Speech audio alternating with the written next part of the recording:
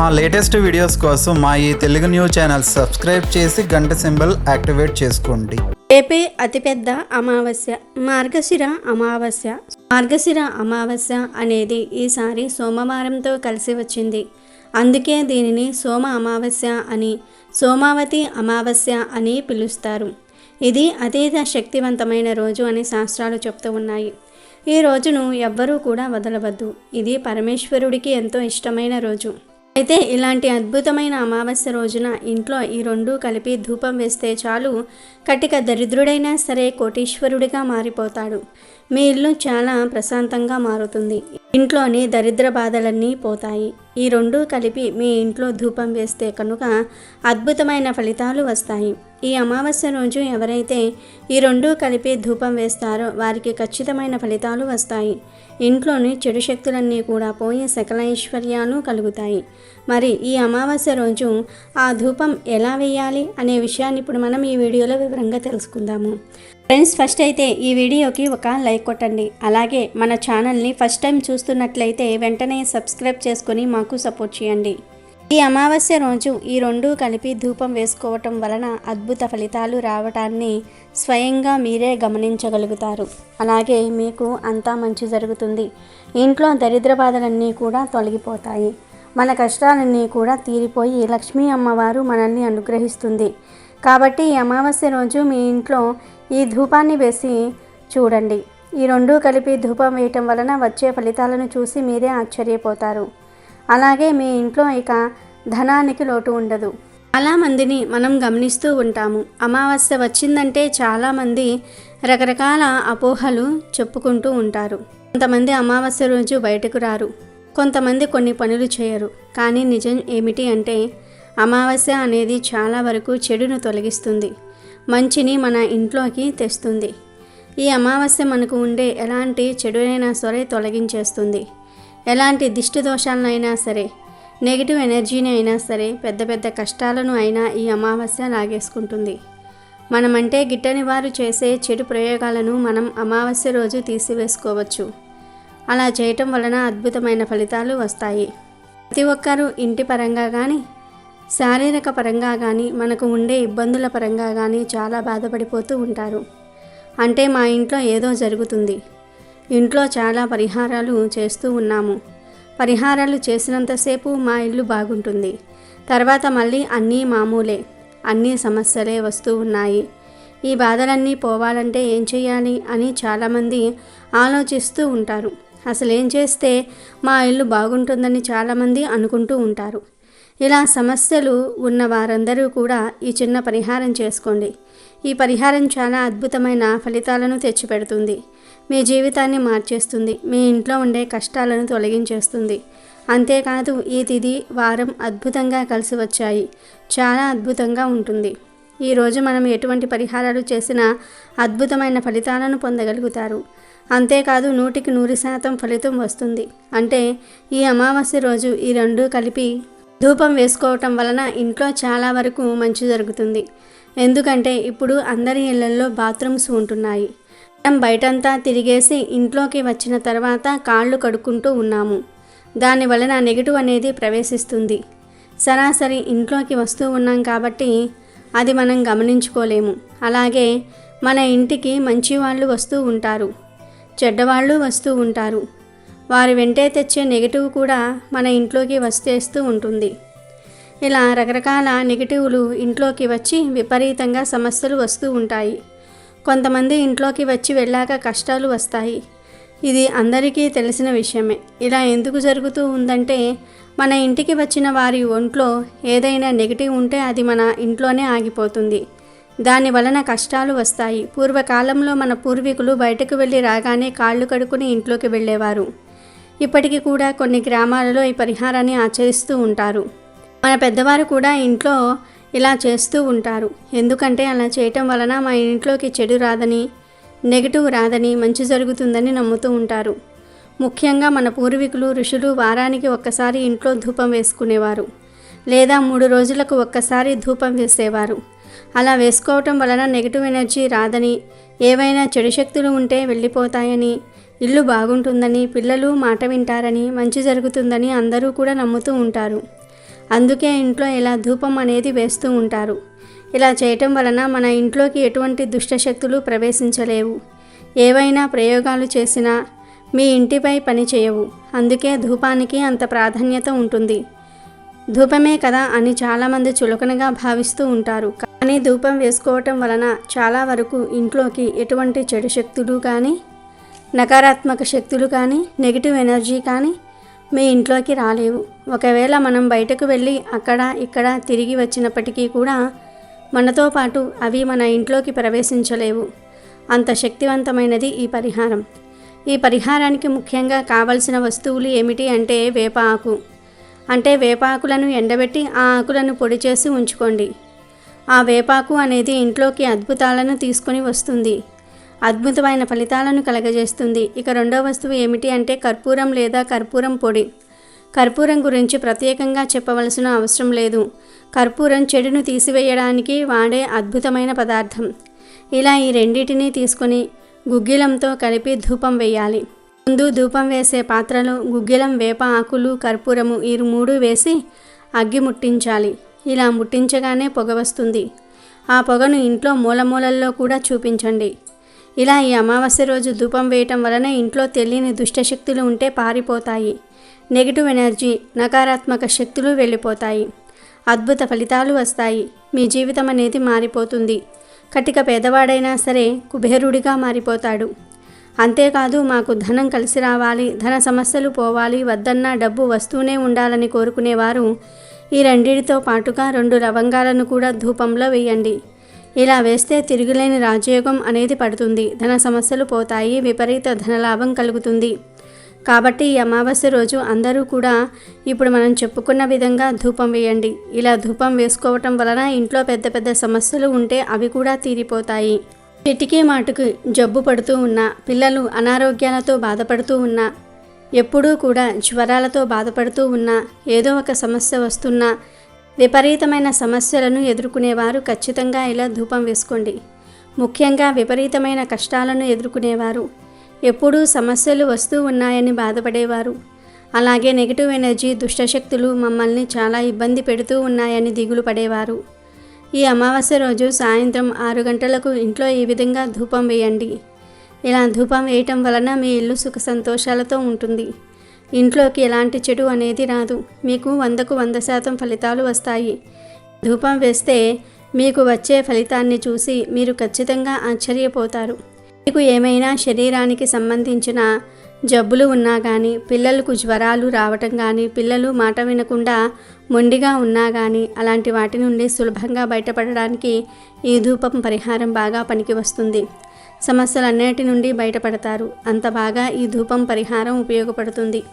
కర్పూరం, వేప ఆకులు ఇవన్నీ మాకు దొరకవు అనుకునేవారు నార్మల్గా సాంబ్రాణి ఎక్కడైనా దొరుకుతుంది. కనీసం ఆ సాంబ్రాణి మట్టి ముగ్గుల్లో బొగ్గుల మీద వేసి ధూపం వేయండి. ఆ సాంబ్రాణి ధూపాన్ని ఒక్కసారి ఇల్లంతా చూపించండి. ఇలా సాంబ్రాణి ధూపం వేసిన చక్కని ఫలితాలు వస్తాయి. ఈ సాంబ్రాణి ధూపం కూడా బాగా ఉపయోగపడుతుంది.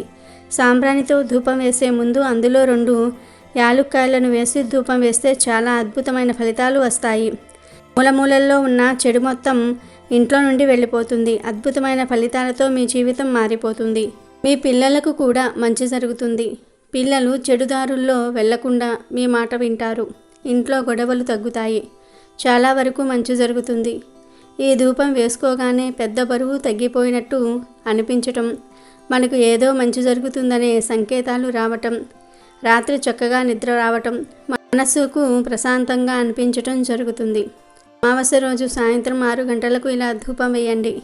ఆ సమయంలో ధూపం వేస్తే వెంటనే చెడంతా పోతుంది. మనల్ని మనం రక్షించుకోగలుగుతాం. సకల శుభాలు కలుగుతాయి. ఇలా ధూపం వేయటం వలన ఇంట్లోని దరిద్ర దేవత వెళ్ళిపోతుంది. లక్ష్మీదేవి చక్కగా మీ ఇంట్లోకి అడుగు పెడుతుంది. కనుక వర్షం కురిపిస్తుంది. కనుక అమావాస్య రోజు తప్పనిసరిగా అందరూ కూడా ఈ విధంగా ధూపం వేయండి. ఇప్పుడు మనం చెప్పుకున్న విధంగా ధూపం వేస్తే చాలా మంచిది. కాలికి నల్లదారం కట్టుకోవాలి అని ఎదురు చూసేవారు, ఏ రోజు కాలికి నల్లదారం కడితే మంచి ఫలితాలు వస్తాయి అని ఆలోచించేవారు ఈ అమావాస్య రోజు చక్కగా ఎడమ కాలికి నల్లదారం కట్టుకోండి. అంతేకాదు కాలికి కట్టిన నల్లదారాన్ని మార్చాలి అని అనుకునేవారు కూడా ఈరోజు మార్చుకోవచ్చు.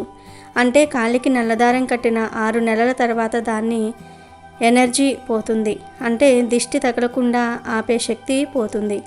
అప్పుడు ఆ నల్లదారాన్ని తీసేసి ఏదైనా చెట్టు మీద పడేసి ఇంకొక నల్లదారం కట్టుకోవాలి. అయినా సరే కాలికి నల్లతాడు కట్టుకునే ముందు ఇష్టదైవాన్ని మనసులో తలుచుకుని ఓం లం లం లం, ఓం లం లం లం దిష్టి నివారయామి నివారయామి అనే మంత్రాన్ని 3 సార్లు పఠించి ఆ తర్వాత నల్లదారాన్ని కాళ్ళకి కట్టుకోండి. ఇలా కట్టుకుంటే మీకు ఎటువంటి దిష్టి తగలకుండా ఉంటుంది. ఈ అమావాస్య ఈ సంవత్సరంలో చివరి అమావాస్య కాబట్టి ఇది పరమ పవిత్రమైనది, గొప్ప శక్తులు కలిగినది. ఈరోజు ఇంటి దగ్గరకు కాకులు వస్తే పొరపాటున కూడా వాటిని ఇంటి దగ్గర నుండి తోలకూడదు. అలా తోలితే పెద్ద దోషం తగులుతుంది. ఈ అమావాస్య రోజు మీరు పూజలు పరిహారాలు ఏమీ చేయకపోయినా పర్వాలేదు. ఇంటి దగ్గరకు కాకులు వస్తే వాటికి ఏదో ఒక ఆహారం వేయండి. అంటే అన్నము, గింజలు, స్నాక్స్ ఇలా ఏది దొరికితే అది కాకులకు వేయండి. ఎందుకంటే ఈరోజు మీ ఇంటి పెద్దలు అంటే పితృదేవతలు కాకుల రూపంలో మీ ఇంటికి వస్తారు. అలా వచ్చిన వారికి ఏదో ఒక ఆహారం వేస్తే వారు ఎంతో సంతృప్తి పడి మిమ్మల్ని, మీ కుటుంబాన్ని దీవించి వెళ్తారు. అలా కాకుండా మీరు వచ్చిన కాకులను తోలేస్తే వారికి కోపం వచ్చి మిమ్మల్ని శపిస్తారు. కనుక ఈ విషయాన్ని అందరూ కూడా గుర్తుపెట్టుకోండి. ఈరోజు మీ ఇంటి దగ్గరకు కాకులు వస్తే వాటిని తోలకుండా వాటికి ఏదో ఒక ఆహారం పెట్టి పంపండి. ఈరోజు మందార ఆకుతో ఇలా చేస్తే చాలు, కారు, భూములు, బంగారం కొంటూనే ఉంటారు అని శాస్త్రాలు చెప్తూ ఉన్నాయి. మందార చెట్టు ఇంటి దగ్గర ఉన్నవారు ఈ పరిహారం చేసుకుంటే అద్భుతమైన ఫలితాలు వస్తాయి. మందార చెట్టు గురించి అందరికీ తెలుసు. అందరి ఇళ్ళ దగ్గర మందార చెట్లు ఉంటాయి. కనీసం వీధికి ఒక్క మందార చెట్టు అయినా సరే కనిపిస్తుంది. మనం రకరకాల పూల చెట్లను ఇంట్లో పెంచుకుంటూ ఉంటాం. మనకు ఇంట్లో పెంచుకోవడానికి వీలుగా ఉండే పూల చెట్లల్లో మందార చెట్టు కూడా ఒకటి.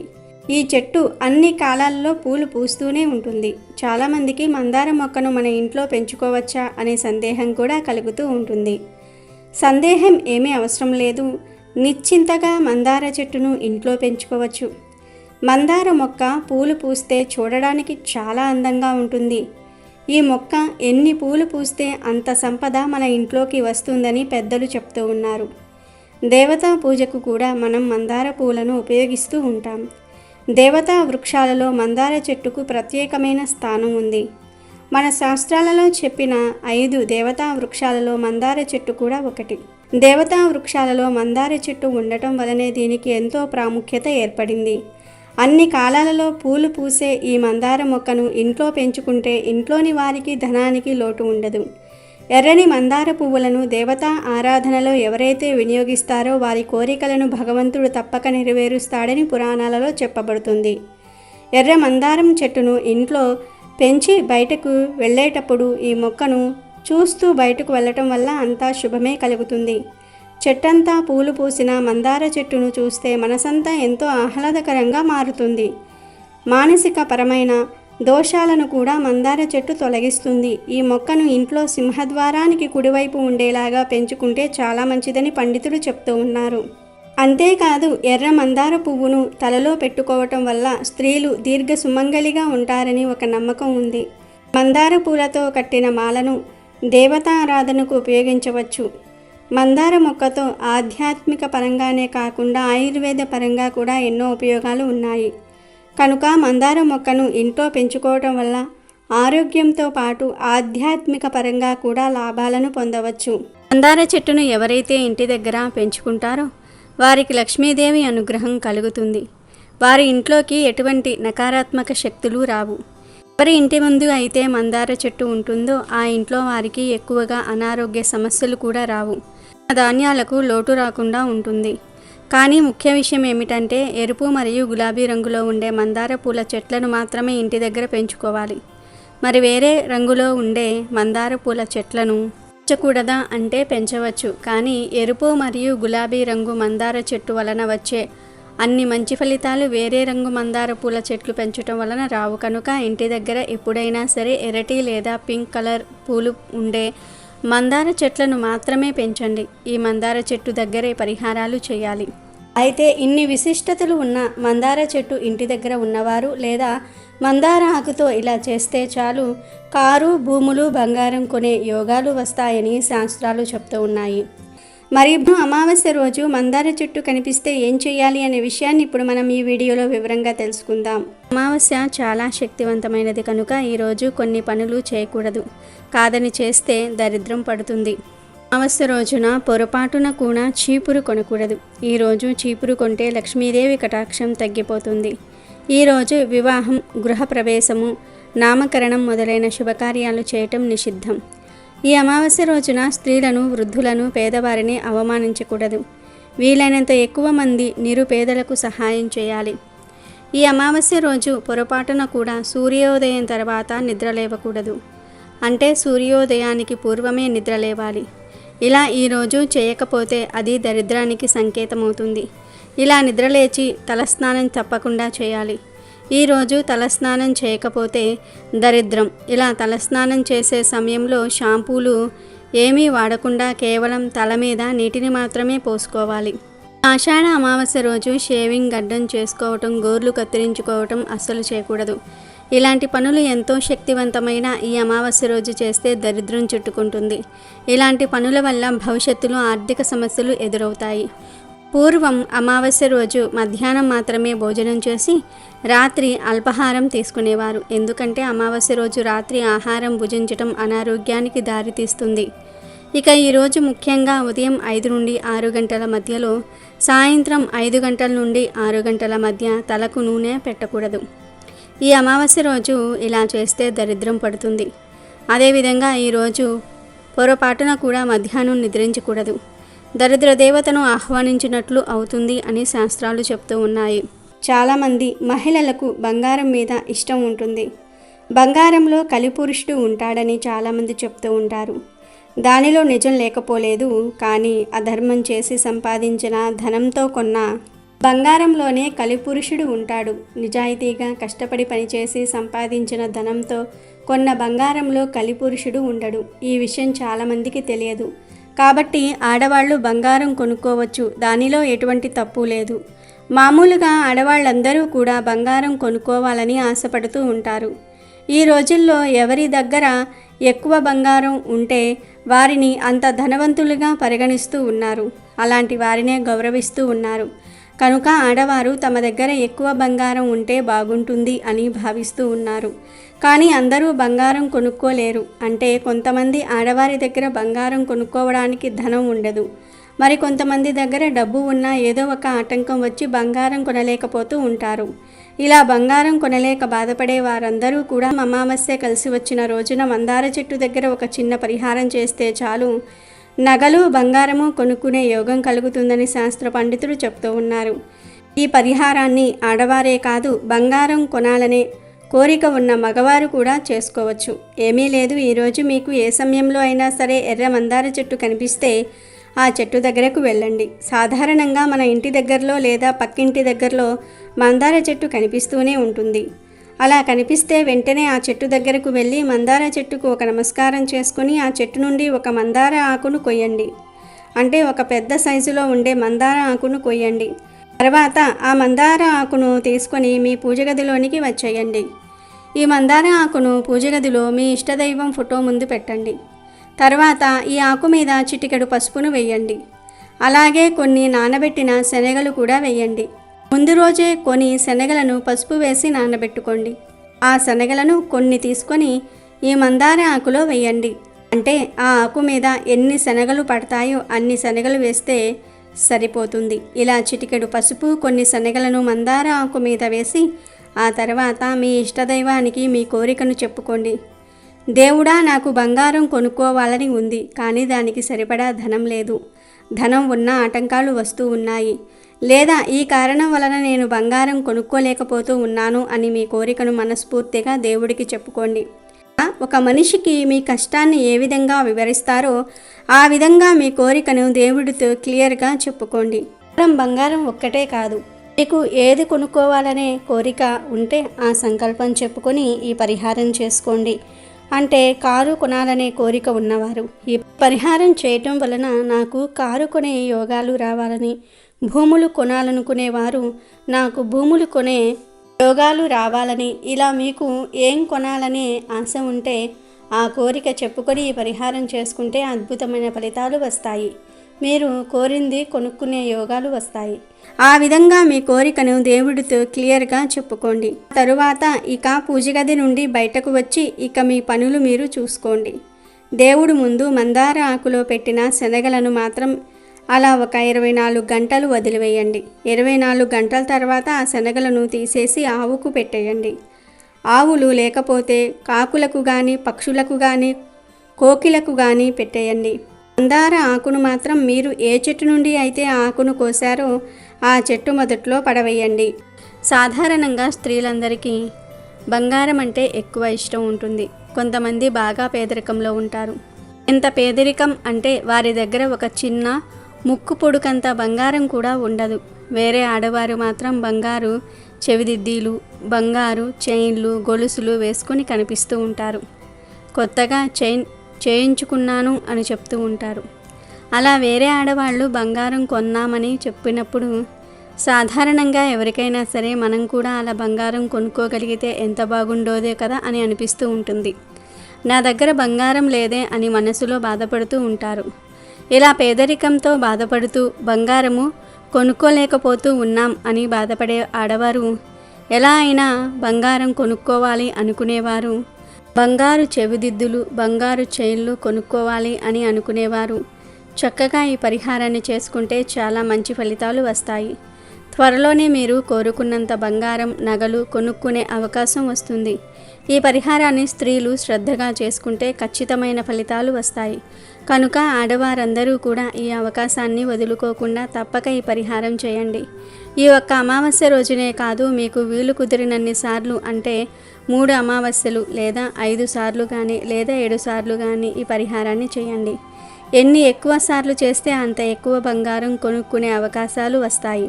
ఆడవారు ఒక్కరే కాదు, మగవారు కూడా ఈ పరిహారం చేసుకోవచ్చు. కనుక మీరు కూడా ఈ అమావాస్య రోజున మందార ఆకుతో ఈ చిన్న పరిహారాన్ని చేసి మీరు కోరింది కొనుక్కొని సంతోషంగా జీవించండి.